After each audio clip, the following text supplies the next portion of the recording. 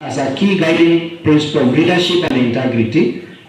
Further aware that Section 8, 9, 10, 11, 24, 32, and 34 of the Leadership and Integrity Act provides for the General Leadership and Integrity Code to read, breach of public trust, failing to carry out duties of his office in a professional, transparent, and accountable manner, using his office to unlawfully enrich himself, failing to conduct the duties of his office with impartiality and objectivity in accordance with Articles 10, 27, 73(2)(p) and 232, and practicing favorism practices and engaging in actions that bully a person.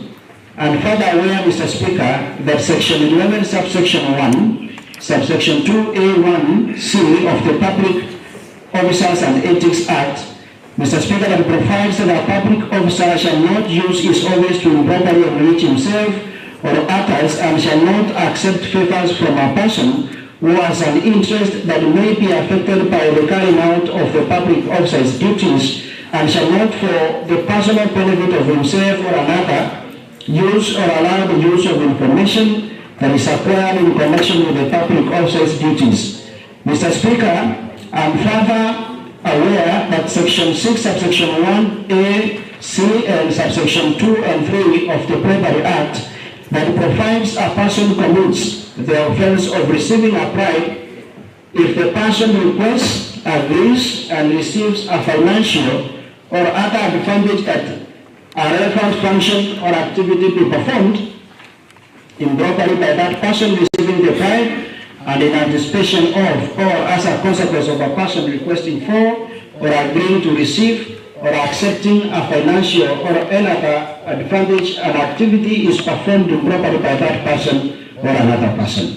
Mr. Speaker, further aware that the Deputy Governor, His Excellency Dr. Robert Onsare Monda, has duly failed to uphold the oath of office, and instead he has grossly violated the Constitution of Kenya and has abused the office, and his conduct is wanting.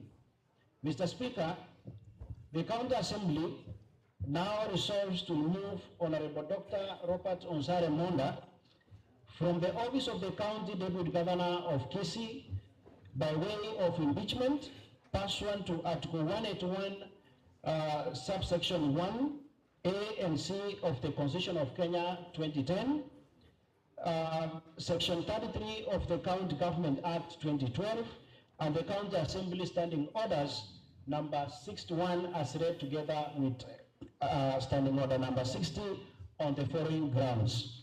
Mr. Speaker, ground 1 is gross violation of the Constitution or another law.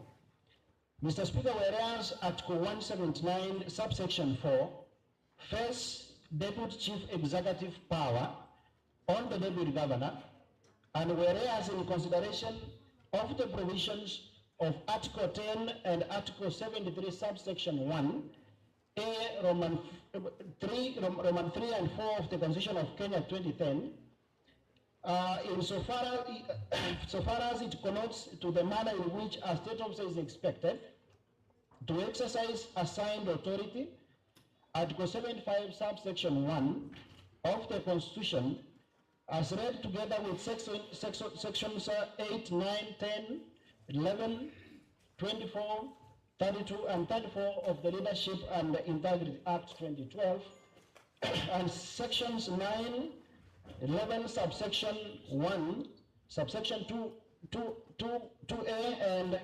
1C of the Public Officer Ethics Act obligates a state officer to behave in all senses in a manner that is devoid of compromising public or official interest in favor of a personal interest.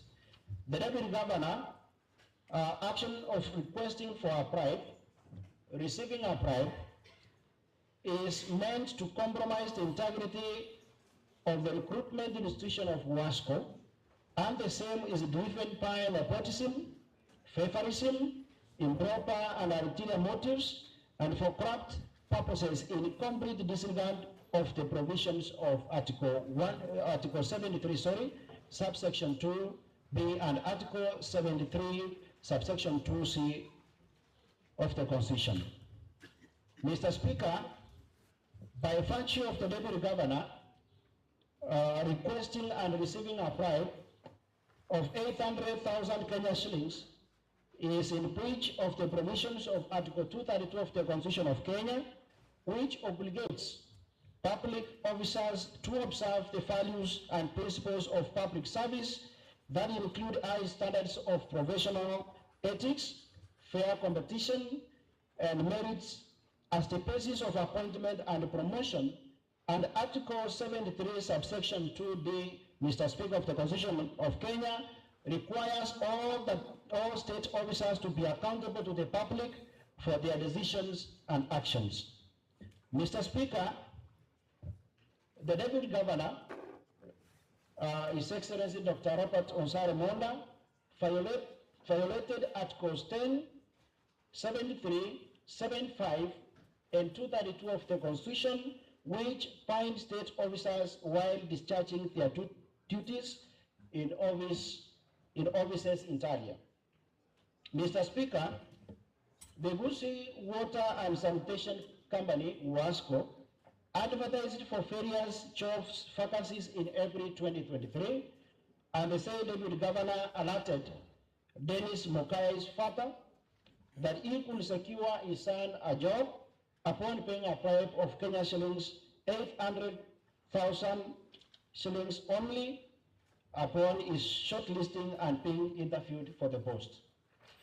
Mr. Speaker, the Deputy Governor used his office to improperly confer a benefit to himself. He solicited a sum of Kenya shillings 800,000 from one Dennis Mokaya and his family in the pretext to secure him a job for the said post of a commercial manager of WASCO, an entity of KISII County government. Mr. Speaker, the Deputy Governor received a total sum of Kenya shillings 799,000 through M-Pesa platforms as follows. The first tranche was on 28 May 2023, and it was a sum of Kenya shillings 249,000. It was sent in three tranches of Kenya shillings. Tranche 1 was 150,000. Tranche 2 was 49,000. And tranche 3 was 50,000 by one Dennis Mukaya Musati on telephone number 0725 487300 to the Deputy Governor's Safaricom line pin 0711860700, and the second one was Kenya shillings 250,000 to the Deputy Governor's Safaricom line pin 0711 860700, and the last tranche, which was in the sum of Kenya shillings 300,000, which was delivered to his office in KISII Stadium in cash. Mr. Speaker,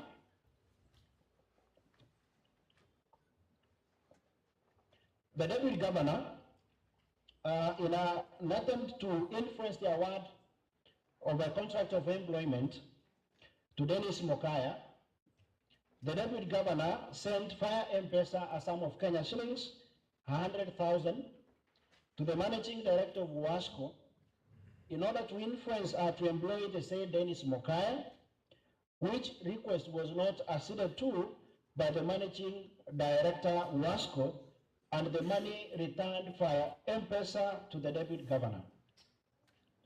While realizing that the Deputy Chief Executive Authority first in the Deputy Governor, was there a need for the Deputy Governor to grace the palms of the Managing Director of WASCO to give Dennis Mokaya the said post? Mr. Speaker, Mr. Dennis Mokaya complained to the County Assembly to intervene in its oversight capacity. Mr. Dennis Mokaya thereafter registered a complaint and recorded a statement with EACC and submitted, among other documents, the advertisement from WASCO on the vacant post to be filled, his letter of application for the job, the invitation letter from WASCO to attend the interview, and his M-Pesa statement for the month of May 2023, detailing the transfer of Kenya shillings 249,000 to the Deputy Governor. Mr. Speaker, despite this huge payment made, Mr. Dennis Mokaya and his family never secured the job. On informing the Deputy Governor that he will be forced to make a formal complaint to the Anti-Corruption Commission on the matter, the latter threatened his life and of his family. Consequently, it forced the former to go into hiding. Mr. Speaker, ground 2, abuse of office. The actions of the Deputy Governor, His Excellency Robert Onsare Monda, of using his office to solicit for Kenya shillings 800,000 shillings only, thereby conferring a financial benefit on himself, and subsequently sending Kenya shillings 100,000 to WASCO Managing Director so as to influence the award of the contract of employment to preferred interviewee. He has abused the office of the Deputy Governor and is in breach of Articles 73 and 75 of the Constitution of Kenya. Section 8, 9, 10, 11, 13, 24, 32, and 34 of the Leadership and Integrity Act by breach of public trust, failing to carry out the duties of his office in a professional, transparent, and accountable manner, using his office to unlawfully enrich himself, failing to conduct the duties of his office with impartiality and objectivity in accordance with Articles 10, 27, 73 to subsection 2b and 232 of the Constitution of Kenya, and practicing favorism and engaging in craft or unethical practices and engaging in actions that bully a person.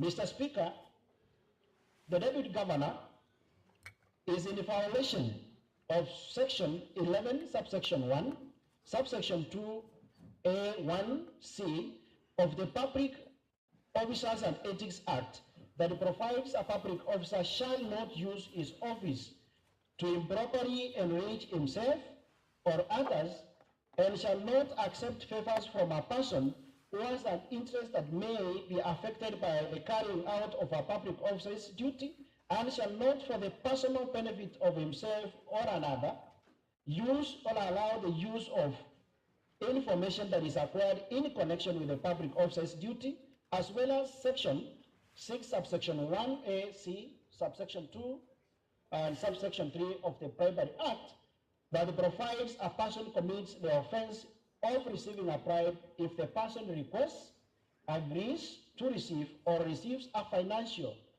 or other advantage intending that a relevant function or activity be performed improperly by that person receiving the bribe, and in anticipation of or as a consequence of a person requesting for, agreeing to receive, or accepting a financial or other advantage, an activity is performed improperly by that person or another person. Mr. Speaker, he unilaterally used the office to intimidate and cow his family into hiding, fearing for their lives in contravention of Section 34 of the Integrity Act 2012. Mr. Speaker, in furtherance of office of his office, the Deputy Governor has continuously diverted county enforcement officers from their course of duty to work in his farm, a portion of land allocated to him by his father. Since he came into office, there has been at least 5 officers working in the farm, a clear demonstration that the Deputy Executive in Chief is misusing the staff of the county. Mr. Speaker, on the 20th December 2023, the Deputy Executive in Chief deployed a contingent of about 20 county officers under the supervision of the sub-county administrator, to arrest his brother, one Ruben Monda Orangi Matundura, for cutting down trees that his brother Ruben Monda Orangi had planted. In exercise of his executive power, the deputy executive in chief ensured his handcuffed brother was smuggled into a police vehicle and was incarcerated in Kiombu police station for 3 hours without an occurrence booking. At 18:30 hours, the OCS denied the sick Ruben Monda Orangi, who suffers from high blood pressure and diabetes, and he was immediately transferred to KISII Central Police Station. Mr. Speaker, at the KISII Central Police Station, the helpless Ruben Monda Orangi was further detained without a booking on the OP and without the option of bail or bond pending presentation to court. At one point, the sickly Monda Orangi had to be rushed to the KISII Teaching and Referral Hospital for an urgent medical intervention. However, on reaching the hospital, Ruben Monda Orangi was never attended to by any doctors, as the OCS KISII Central Police Station received instructions to immediately take him back to the police station. With his condition now deteriorating, Ruben Monda Orangi was paid back to the police station until at around 20 minutes past midnight, where he was issued with a cash bail of Kenya shillings 30,000. The medical condition of the old man, Mr. Speaker, deteriorated to the extent that he was hospitalized in Coptic Hospital for about 3 weeks, and since then he has been on injected insulin, a condition that was never there before.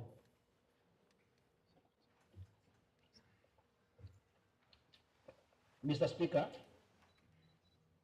ground 3, gross misconduct. The Deputy Governor interfered with the appointment of the vacant position of the commercial manager of WASCO by attempting to bribe the managing director, by attempting to bribe the managing director, Ms. Rusi Waito Washira, a sum of Kenya shillings 100,000. This was in the month of May 2023. This act contravened Act 75 of the Constitution of Kenya. The Deputy Governor's engagement confers under complicity behavior points down to gross misconduct and gross abuse of his office. Mr. Speaker, ground 4, crimes under national law. The actions of the Deputy Governor, His Excellency Robert Monda, of using his office to solicit for Kenya shillings 800,000, thereby conferring a financial benefit on himself, and subsequently sending Kenya shillings 100,000 to WASCO Managing Director, so as to influence the award of a contract of employment to a preferred interviewee, is in violation of Section 6, subsection 1A, C, subsection 2, and subsection 3 of the Bribery Act, that provides a person commits the offense of receiving a bribe if the person requests, agrees to receive, or receives a financial or other advantage intending that a relevant function or activity be performed improperly by that person receiving the bribe, and in anticipation of or as a consequence of a person requesting for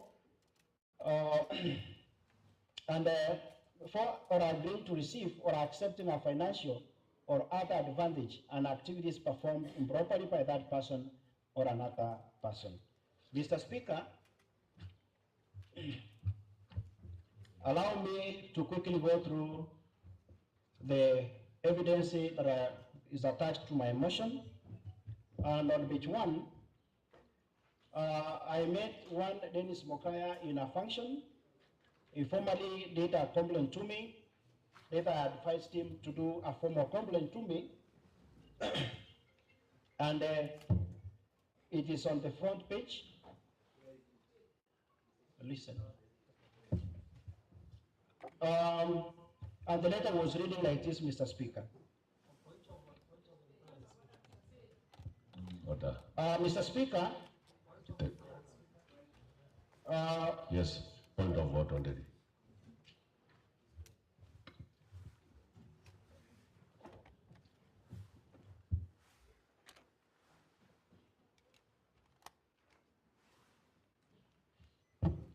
Honorable Speaker, I have heard Honorable Siocha refer to a bundle of documents. And Honorable Speaker, in this House we have not been supplied with documents. And for us to be able to transact this motion is contemplated under Standing Order number 64, paragraph 3, Honorable Speaker, and of course, Standing Order number 64, 1 and 63. Honorable Speaker, we require the documents, both that the mover is relying to move his motion together with the document of the respondent. Because, Honorable Speaker, it will become very difficult for us to ascertain the allegations that are being moved by Honorable Siocha if we have no documents of reference, so that we can also be able to see whether we are in concurrence with the matters is trying to transact in this House, Honorable Speaker. And I beg, Honorable Speaker, that you direct the clerks to supply us with copies of those documents, so that then they can be very useful as we begin to deliberate on this motion. Honorable Nderi, I think the mover is tabling the evidence, and you see, no, order. Let the mover finish, then we'll move to the next level. I know other members on daily you were yesterday, so it is from my discretion to give the get guided properly. The clerk at the table, make sure that you get the copies as we move on. No, move on. Order. Honorable Lydian, order. Proceed. Order. Order. Let him finish. Proceed and finish. Order. Honorable Mondri, I am giving you time to contribute. Order. Proceed.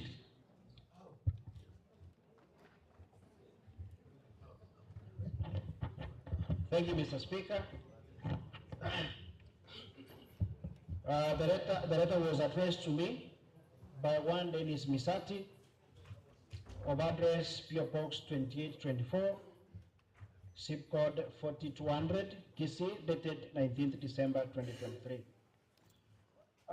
Complaint against, it was titled Complaint Against the His Excellency Deputy Governor, County Government of KISII. I'm writing this letter to inform you as a follow-up to my brief discussion with you over a complaint I have against His Excellency Dr. Robert Monda, the Deputy Governor, County Government of KISII. The brief facts are that in April last year, 2023, my father relayed some information he had received from the Deputy Governor about an advert on WASCO website about the job vacancies.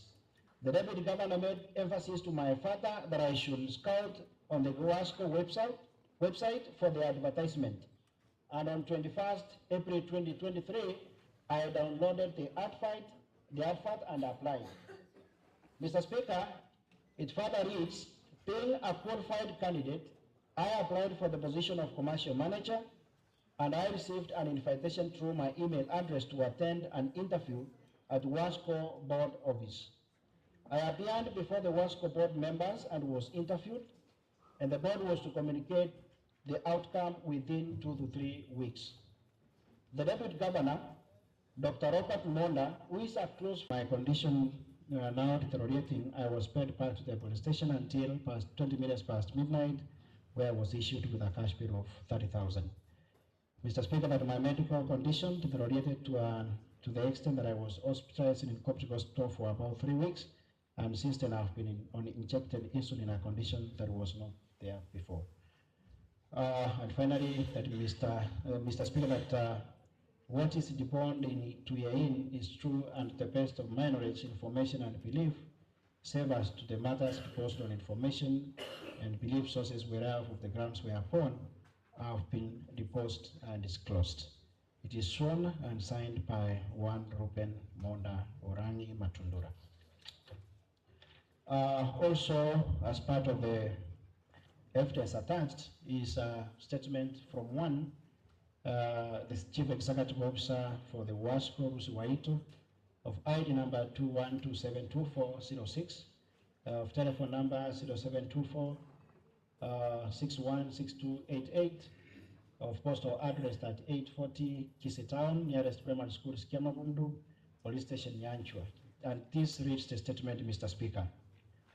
I am the above named Kenyan female adult of sound mind and the managing director of the KISII Water and Sanitation Company. I wish to state as follows. The KISII Water and Sanitation Company Limited, WASCO, is a water and sanitation service provider in KISII and Nyamira counties of Kenya. The company was established in 2006 and is responsible for the provision of water and sanitation services to the residents of the two counties. It is jointly owned by the county government of KISII and Nyamira. The company is registered under the Companies Act laws of Kenya and managed by a board of directors comprising of two committee executive members from each of the constituent counties and 5 independent members. I also sit in the board. The board, in exercise of its powers in the month of April 2023, advertised for 4 management positions that had foreign vacancy, namely commercial manager, 1 post, internal auditor, 1 post, human resource manager, 1 post, and procurement manager, 1 post. Inviting qualified persons to send the applications via email to reach the managing director on or before 28th April 2023. Mr. Speaker, it further reads that prior to shortlisting candidates, the Deputy Governor, His Excellency Dr. Robert Onsare Monda, approached me saying that he had a candidate whom he wanted me to assist in securing the position of a commercial manager. Mr. Speaker, after receiving applications from interested persons, the board shortlisted 7 candidates for the post of commercial manager and invited them for interviews on 15th of May 2023 as follows. Boyani Ongera, female KISII County, 10 a.m. Mercy Fahati Muziri, female Makueni County, 10:30 a.m. Okoyo Isaac Aluado, male Kapenguria, 11 a.m. Dennis Mokaya Misati, male KISII, 11:30 a.m. Victor Mochoga Nyarega, male, 12:30 p.m. Mosoti Peter Omoro, male KISII, 1:30 p.m. and Francis O. Ochuka, male, at 2 p.m. Mr. Speaker, it further reads that on 28th May 2023, at around 13 p.m., that is 9:24 p.m., I received an M-Pesa message for the sum of Kenyan shillings 100,000 through my Safaricom line being 0724616288 from one Robert Monda of telephone number 0711860700. I checked the line, that is the line she checked was 0711860700, and I confirmed it to be the number of our Deputy Governor, His Excellency Dr. Robert Onsare Monda. Mr. Speaker, it further reads that on the morning of 29th May 2023, I called the Deputy Governor and asked him what the money was for, and he kept quiet. I asked him to reverse the money, which he did not reverse, as I had requested, and therefore returned the money from my Safaricom line, being 0724616288, on 30th May 2023 to the Deputy Governor Safaricom line of 0711860700. Mr. Speaker, it further reads the recruitment process went on smoothly with the best candidate being taken. The Deputy Governor's candidate was not successful as he came a distant 5th and could therefore not be taken on the merits. I am aware that the said Dennis Misat Mokaya, the Deputy Governor's interested candidate, has since made a complaint on this matter to the Kenya Anti-Corruption Commission, EACC, for investigations. I have been summoned and asked to make a statement as to what I know over the subject matter. I have attached the following supportive documents. They are marked, and that is all. And this is the statement that was recorded by one Lucy Waito at EACC. And she has attached the M-Pesa statement detailing the transfer of the money from the Deputy Governor's telephone number to his number and from his telephone number back to the telephone number of the Deputy Governor. Also attached there is the application for the commercial manager, the reference number for one Dennis Misati. Also, there is attached the invitation for the interview. We also have the ID number signed by Dennis Mokaya, and then we also have the WASCO advert and the itinerary for interviews attached also, Mr. Speaker. And also attached is the Gazette notes, or else the advert that was pressed on the daily on the daily, is it the Daily Nation that was declaring those vacancies and applying for those maybe who want to be interested to also make the applications. No, I'm done, Mr. Speaker. Thank you, Honorable Siocha. Honorable members, let me confirm that His Excellency Honorable Robert Monda was served with the evidence, and let me confirm that honorable members have received the evidence on the same. Honorable members, at the gallery, we have special visitors, which you need to know. We have Katwa Kigen and his team for the defendant, who is the Honorable His Excellency Dr. Monda. Kigen, I think you are there. Wakiri. Yes, and his team is for the defendant. And in the gallery we have Wakiri Ndewa and his team for the mover. Wakiri Ndewa, yes, thank you. You are most welcome.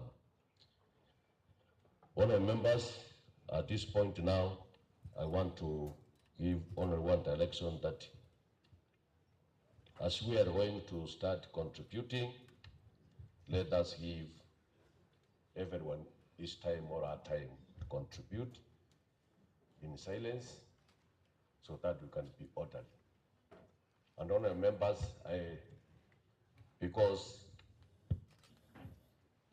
this is an issue which is affecting somebody's life and his family, let us not take it for granted that we just start joking with it.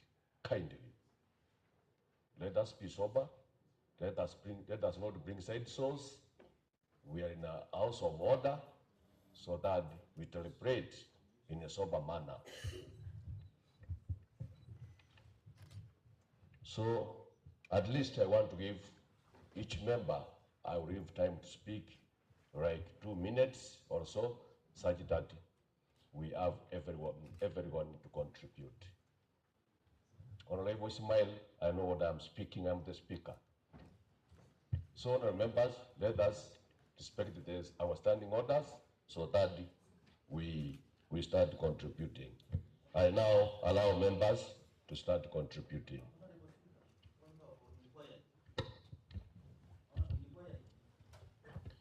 Yes, inquiry.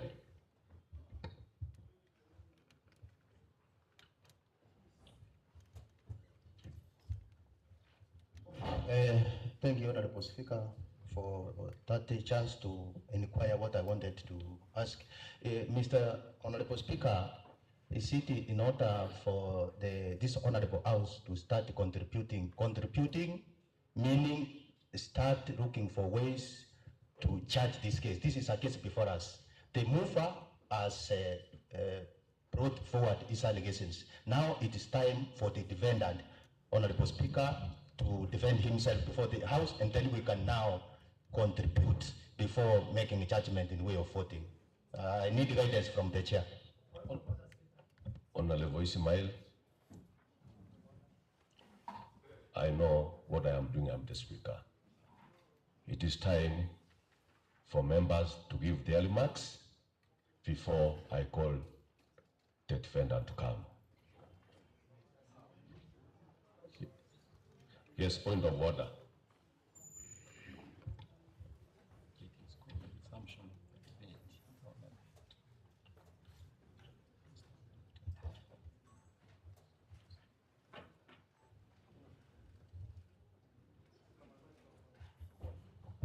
Honorable Speaker, I want to confirm to Honorable Matundura that you are right.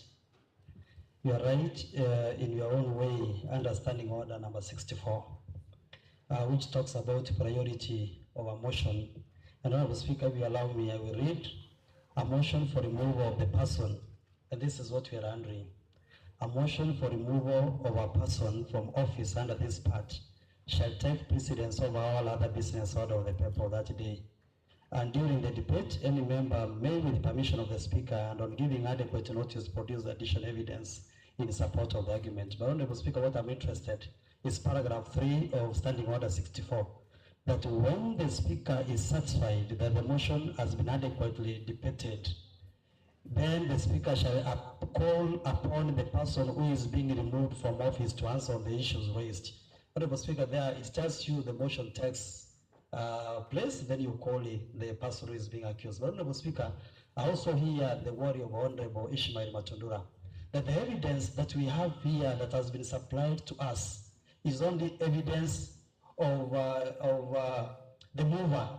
As we transact, Honorable Speaker, we have not received, because it is even in court, you can only make a genuine argument when you have evidence from both sides, Honorable Speaker.